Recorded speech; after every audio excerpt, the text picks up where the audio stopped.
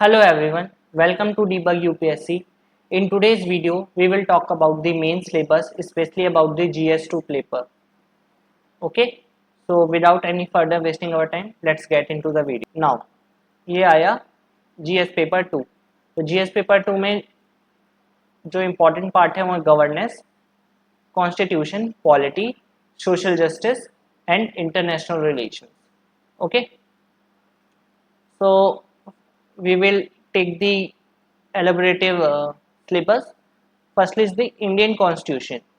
तो यहाँ स्टार्ट होता है हिस्टोरिकल अंडरपिनिंग्स. आपको पता होगा चार्टर एक्ट जो थे, तो चार्टर एक्ट से ये चीज़ें स्टार्ट होती हैं. And then evolution, features, amendments.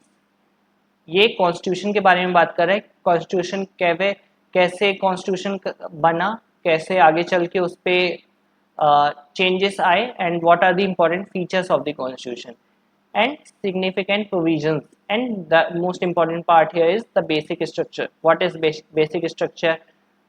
What are the things comes in the basic structure? तो ये सब चीज़ें आपको देखनी है.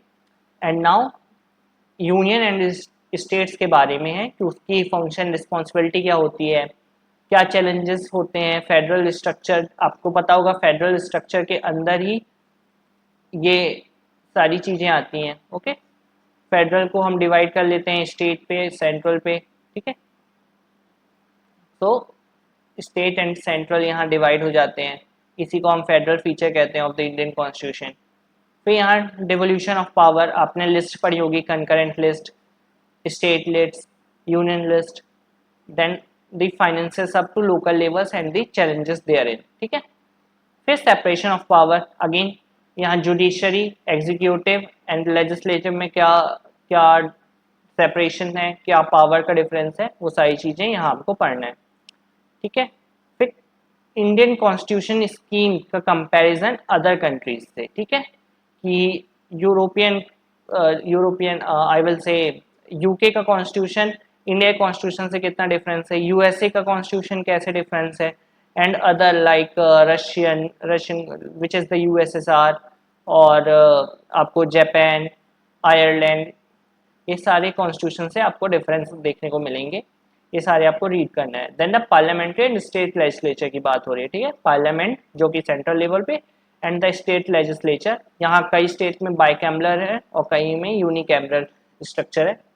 आपको पता हो तो please comment down the which in how many states do we have the bicameral structure. ठीक है, तो उसके फंक्शनिंग, उसके स्ट्रक्चर, उनके कैसे वो कंडक्ट होते हैं, and then power and privileges, उनकी सारी चीज़ें हमको रीड आउट करनी है.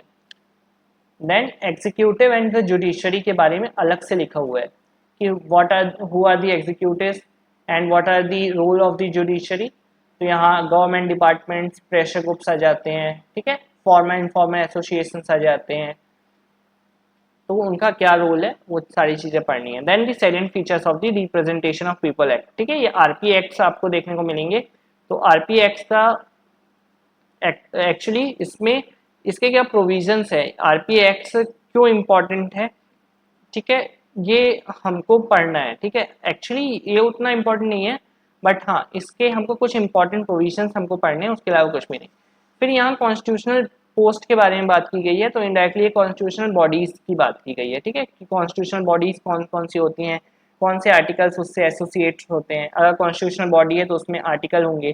कुछ कॉन्स्टिट्यूशनल बॉडी अमेंडमेंट के थ्रू आई है ना, तो वो चीज़ें हमको देखनी है. Then quasi judicial bodies.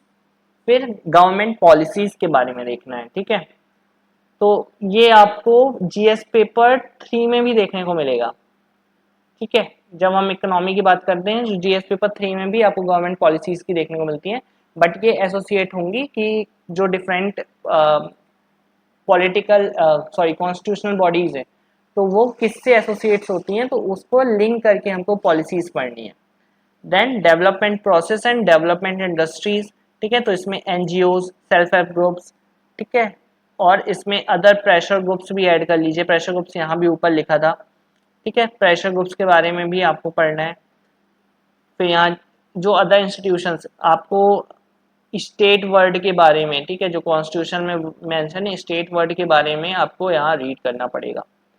Then welfare schemes of the vulnerable section, ठीक है, SC ST OBC and the minorities, इनके बारे में आपको यहाँ देखना पड़ेगा, ठीक है, SCs STs।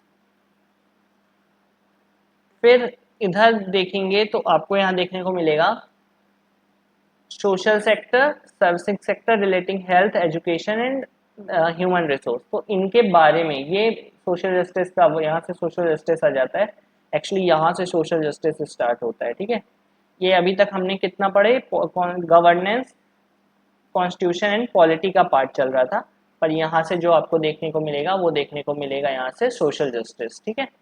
फिर इशू रिलेटिंग टू पॉवर्टी। तो सोशल जस्टिस में हमको केवल जो इश्यूज हैं, जो इम्पोर्टेंट इश्यूज हैं, उनको कैसे हैंडल करना है ना, इश्यूज को हमको रिजॉल्व करना है, ठीक है। सबसे पहले हमको इश्यूज बताने हैं कि ये होते क्या है, व्हाट आर द इश्यूज, ठीक है। फिर उसको हम कैसे रिजॉल्व कर सकते हैं एंड उनके स्टेक होल्डर्स कौन होंगे, ठीक है। स्टेक होल्डर्स मतलब कि जो इसको रिजॉल्व करने में हेल्प करेंगे, लाइक द गवर्नमेंट, हम भी इंडिविजुअल एंड द जुडिशरी, ठीक है, एंड अदर प्रेशर ग्रुप्स। तो ये सब चीजें, ये स्टेक होल्डर्स होते हैं, है ना। फिर यहाँ सोशल जस्टिस में केवल आपको ये देखना है, ठीक है, ये सोशल जस्टिस की बात मैंने किया, ठीक है, social justice. Now the next part is the important aspects of governance, transparency and accountability, e governance, ठीक है। इनके बारे में ये आप GS पेपर 4 में भी पढ़ेंगे, लिंक टू इथिक्स, ठीक है, इथिक्स से इसको लिंक करना है आपको, बिकॉज ये आपको कई बार कई क्वेश्चन मिक्सअप दिखते हैं कि कुछ पेपर में हमको GS 4 में भी जैसे हम इसको पढ़ेंगे तो आप वो उधर के अकॉर्डिंग रीड करिएगा, इधर आप इसको छोड़ सकते हैं। देन ये role of civil service in democracy, again it is the part of the GS 4 as well. तो GS 4 में आप इसको रीड करिएगा, यहाँ के लिए छोड़ दीजिएगा। नाउ यहाँ से IR स्टार्ट हो जाते हैं। IR के 4 पॉइंटर दिए हुए हैं, है ना। तो सबसे पहला है इंडिया एंड इट्स नेबरहुड, ठीक है। IR में ये आपको नेबर्स के साथ कैसा रिलेशन है उनके बारे में बताना है। तो यहाँ मेजरली आपको पाकिस्तान, अफगानिस्तान, चाइना, नेपाल, बांग्लादेश, श्रीलंका, भूटान, है ना, म्यांमार, आपको मेजरली इनसे रिलेटेड में पढ़ना है कि इनके क्या इशू हैं, क्योंकि आप देखेंगे यहाँ मोस्टली कंट्री के साथ इंडिया के रिलेशंस जो हैं वो खराब होते जा रहे हैं, ठीक है। तो उसके बारे में हमको पढ़ना है। Then bilateral, regional and global groups, ठीक है। तो इसमें इंडिया का इन्वॉल्वमेंट पढ़ना है, ठीक है, जो इंडिया के अंदर आते हैं, जैसे ब्रिक्स आपको देखने को मिलेगा, ठीक है, ब्रिक्स देखने को मिलेगा आपको यहाँ क्वाड्स देखने को मिलेगा, एक्चुअली में क्वाड्स, और आपको और भी बहुत सारे ग्रुप हैं, लाइक संघाई ग्रुप्स, G20। तो यहाँ बहुत सारे ग्रुप्स हैं, उनके बारे में आपको पढ़ना है। फिर effect of policies and political development of the developing countries on India's interest, because आपको पता है इंडिया डेवलपिंग कंट्री है, तो उसके बेसिस में इंडियन डायस्पोरा के बारे में रीड करना है। देन इम्पॉर्टेंट इंटरनेशनल इंस्टीट्यूशंस, ठीक है, तो इसमें आपको UN देखने को मिल जाएगा, है ना। तो ऐसे ही जितनी एजेंसीज हैं उसके बारे में आपको पढ़ना है। So that's all for today. तो आई होप ये वीडियो आपको हेल्प की हुई होगी। मैं अगले में आपको GS पेपर 3 के बारे में बताऊंगा, एंड आप लोग सोच रहे होंगे इसके सोर्सेज कहाँ हैं। तो इसका एक्चुअली में कोई सोर्स मैं आपको नहीं बताने वाला हूँ, बट हाँ मैं इसके बारे में लिंकेजेस बताऊंगा कि आप कैसे इसको लिंक कर सकते हैं, ठीक है। बिकॉज आपने अभी मैंने बताया कि बहुत सारे टॉपिक GS 4 में भी हैं, तो वही GS पेपर 3 में भी है ना। तो ये इनको कैसे लिंक करना है टॉपिक को, मैं एक बहुत जल्दी वीडियो लाने वाला हूँ जिसमें आपको बहुत अच्छे से लिंक करना बताऊंगा। तो ये आपको बहुत अच्छा हेल्प करेगा मेंस की प्रिपरेशन के लिए।